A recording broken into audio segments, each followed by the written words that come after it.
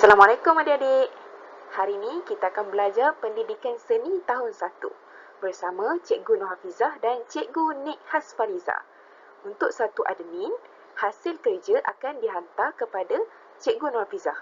Manakala untuk satu makwa, hasil kerja akan dihantar kepada Cikgu Nik Hasfariza. Okey, jom kita belajar.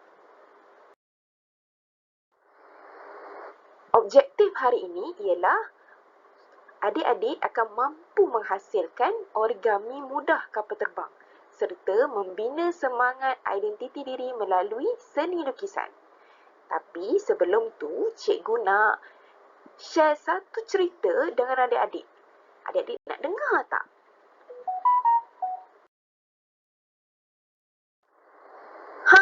Siapa teringin nak terbang macam Superman?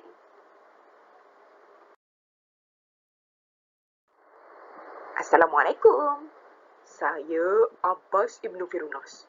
Saya adalah manusia pertama yang boleh terbang like a Superman. Adik-adik pernah dengar nama saya Abbas Ibn Firnas? Saya adalah sarjana Muslim yang pertama mencipta kapal terbang sebelum The Wright Brothers.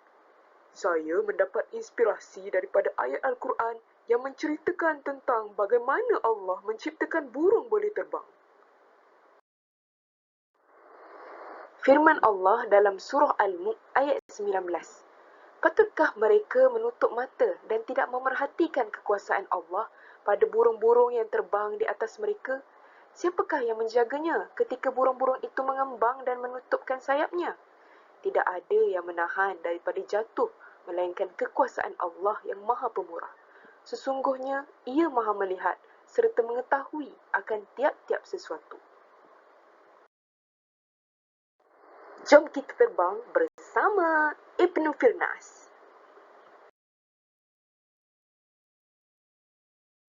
Okey, kapal terbang dah siap. Okey, kalau dah siap kapal terbang origami adik-adik, tuliskan nama dan kelas adik-adik di bahagian sayap kapal terbang. Dan jom terbang!